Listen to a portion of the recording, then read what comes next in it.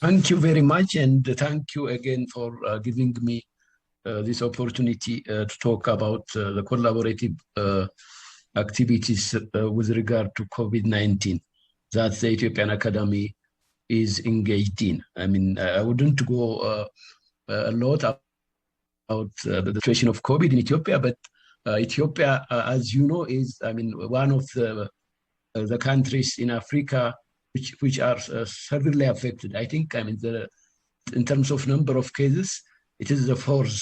For instance, up to yesterday, the number of cases reported is 173,024, and the number of days reported is again 4,213 up to yesterday. I mean, these are cases that are reported, but we know, I mean, the rate of positivity used to be like 20% of those tested a month ago.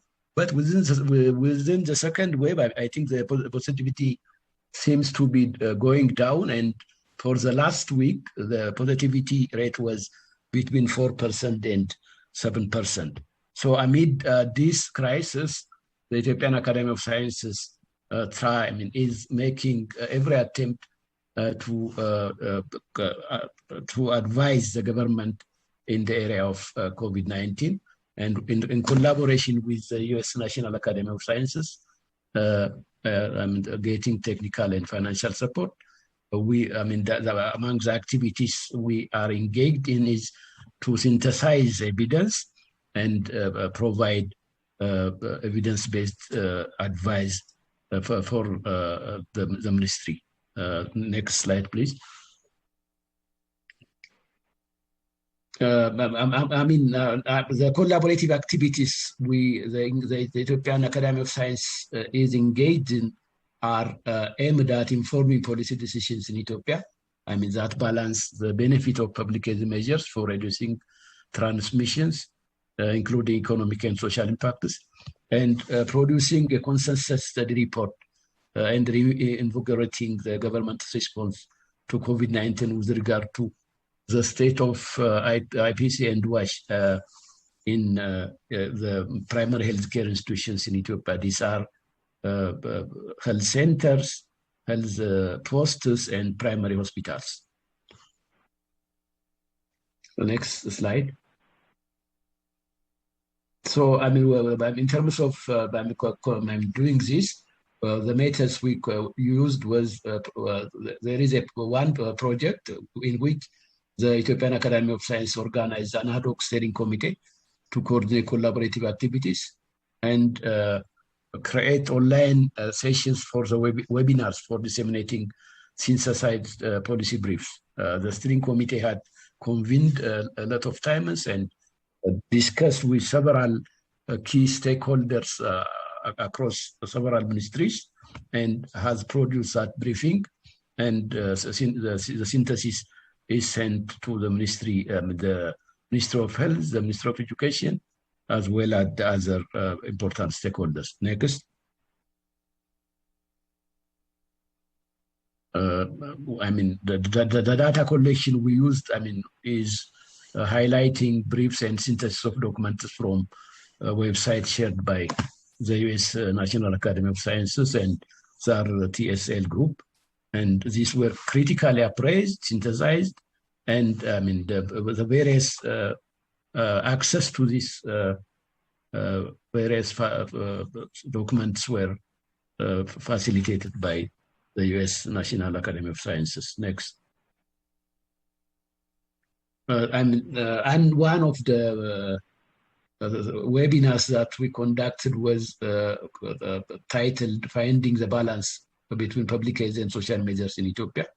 This was presented by one of the EAS Fellows, and about a dozen of participants participated in this webinar, and the presentation and the synthesis was shared for the Ministry of Health, the Ethiopian Public Health Institute, which is behind most of the activities in response to the COVID-19 crisis, the Ministry of Education, and Addis Ababa University. And there are also professional association representatives like the Ethiopian Medical Association, the Ethiopian Nursing Association, and the Ethiopian Public Health Association, which have interest in this.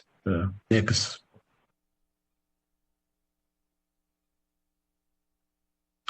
The other is the effect of the coronavirus pandemic on the socio-economic and political order in Ethiopia. This was again presented by another fellow of the Ethiopian Academy of Sciences. And again, more than a dozen participants participated.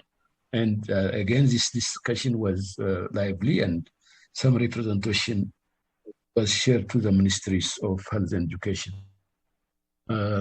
Next.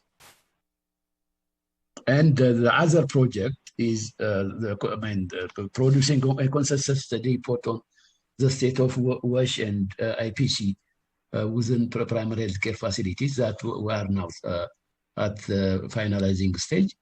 This looked at the policies, guidelines, and practices with regard to infection prevention and control, and water and sanitation and hygiene WASH within the primary healthcare facilities, with the objective of improving the implementation of these IPC and WASH activities within, among healthcare workers in these facilities, and also for improving the monitoring of this IPC and WASH activities within these primary healthcare facilities. Next.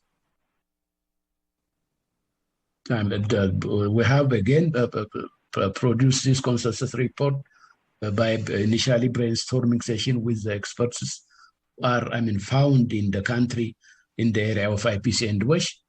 The meetings with experts, we discussed and tried to reach a consensus on the state of matter on this issue.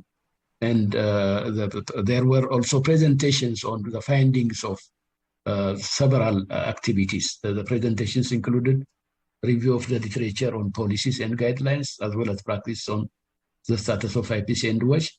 And case studies were also presented that looked at the state of IPC and WASH in some important facilities. Next. And overall, we have, with this collaborative activity, we have noted that all these synthesis and presentations and the consensus report, the study report, have improved the insight of the participants as well as the policymakers on the current situation of COVID in Ethiopia, as well as on its impacts on social, behavioral, economic, and political dimensions, as well as what should be done in response to the situation.